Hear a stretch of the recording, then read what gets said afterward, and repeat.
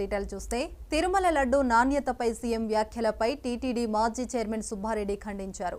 తాను ఎలాంటి అక్రమాలు చేయలేదని పునరుద్ఘాటించారు. ఇక లడ్డు క్వాలిటీ విషయంలో ఎక్కడ రాజీ పడలేదని చెప్పారు. ప్రపంచవ్యాప్తంగా ఉన్న శ్రీవారి భక్తుల కోసం చట్టపరమైన చర్యలకు దిగుతామని హెచ్చరించారు. ఇక హిందువుల మనోభావాలు దెబ్బతినేలా దుష్ప్రచారం చేస్తున్నారని మండిపడ్డారు.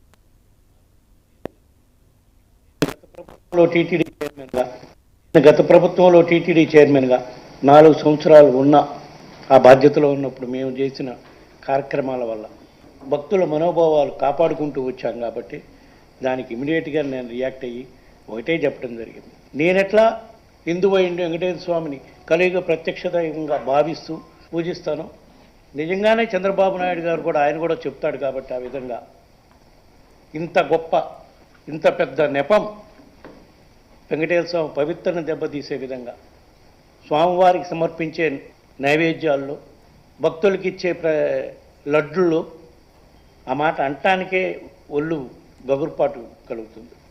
జంతువుల కొవ్వు వాడుతున్నామని చూసిన తర్వాత నేను అప్పుడే చెప్పాను, ఇంతకన్నా నీచమైన ఘోరమైన కార్యక్రమం ఇంకోటి ఉండదు. నేను వెంకటేశ్వర స్వామిని నమ్ముతున్నాను, మీరు కూడా వెంకటేశ్వర స్వామి భక్తుడని చెప్తారు కాబట్టి రండి ప్రమాణించకారు. నేను చేయటానికి సిద్ధంగా ఉన్నా.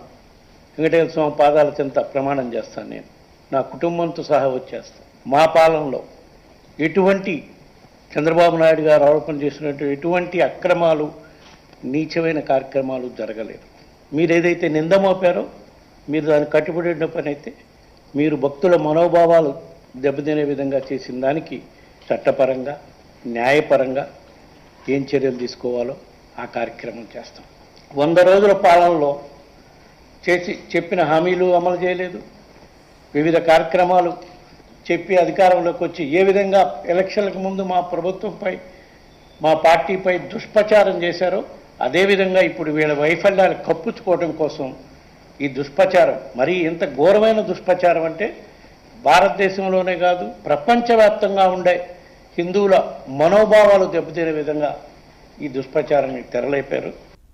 మా ప్రభుత్వం అధికారంలో రాకముందు 2019లో 2014 నుంచి 2015 వరకు ఏదైతే సిస్టమ్ ఉందో కౌ గీ ప్రొక్యూర్ చేసే సిస్టమ్ ఏదైతే ఉందో అదే లడ్డు తయారీలోకి వాడే కౌ గీ కానివ్వండి మిగతా ఇంగ్రీడియంట్స్ కానివ్వండి ఏ సిస్టమ్ అయితే 2014 నుంచి 2015 వరకు ఉందో అదే సిస్టమ్ మేము అధికారంలోకి వచ్చినా కూడా 2024 వరకు వివిధ మార్పులు ఇంప్రూవ్మెంట్స్ చేసుకుంటూ పోయామే కానీ అదే సిస్టమ్ కంటిన్యూ అయ్యాం. మా ప్రభుత్వం రాకముందు ఎవరైతే ఈఓగా ఉన్నారో అక్కడ అనిల్ సింగార్ గారు, ఆయనే మా ప్రభుత్వం వచ్చినా కూడా 1.5 year ఈఓగా ఉన్నాడు. ఇంకా మేము భక్తులకు మెరుగైన సౌకర్యాలు చేయడం కోసం పవిత్రతను కాపాడుకోవటం కోసం ఎన్ని మెరుగైన కార్యక్రమాలు చేశాము అంటే ఇందులో 2 భాగాలు ఆయన నిన్న మోపిన నెపాల్లో. ఒకటి, స్వామివారికి సమర్పించే నైవేద్యంలో కల్తీ కార్యక్రమాలు జరుగుతున్నాయి అని చెప్పి నెపం మోపాడు. స్వామివారికి సమర్పించే నైవేద్యం సుమారుగా రోజుకి 5 నుంచి 7 సార్లు ఏదో నైవేద్యాలు సమర్పించేదానికి ఉంటుంది. దానికి ఎవ్రీ డే 60 kgs ఆఫ్ గీ అవసరం ఉంటుంది.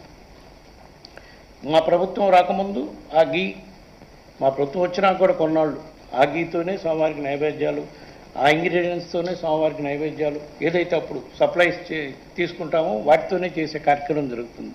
గత 3 సంవత్సరాల నుంచి మేము ఇంకా 2 అడుగులు ముందుకు వెళ్ళి స్వామివారికి సమర్పించే నైవేద్యానికి గీ కానివ్వండి, వాడే ఇంగ్రీడియంట్స్ కానివ్వండి, అంటే రైసు, డాలు, ఇవన్నీ వాటెవర్, అంటే వివిధ రకాల నైవేద్యాలు సమర్పిస్తుంటారు స్వామివారికి. పొంగలు, పాయసం, రకరకాలుగా పులిహార సంబంధించిన ఐటమ్స్ అన్నీ కూడా స్వామివారికి సమర్పించే నైవేద్యంలో వాడే ఐటమ్స్, ఇంగ్రీడియంట్స్ అన్నీ కూడా వాడిన పదార్థాలతో పండిస్తారు. వాటి వల్ల స్వామివారికి విషపూరితమైన నైవేద్యం సమర్పించే పరిస్థితి ఉంది.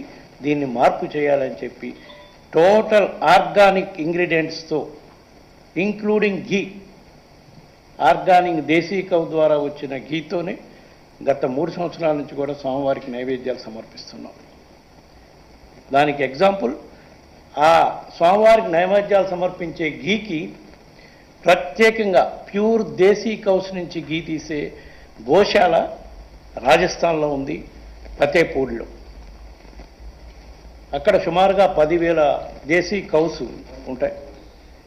వాళ్ళ దగ్గర నుంచి ఘీ సప్లై తీసుకొని మేము కొనలేం కాబట్టి, ఎందుకంటే మన దగ్గర టెండర్ సిస్టమ్ ఫాలో కావాలి, కొనలేం కాబట్టి డోనర్స్ సహాయంతో ఎవ్రీ 60 kgs ఘీ ఆ రాజస్థాన్ దీని నుంచి ఘీ తీసుకొచ్చి స్వామివారికి నైవేద్యం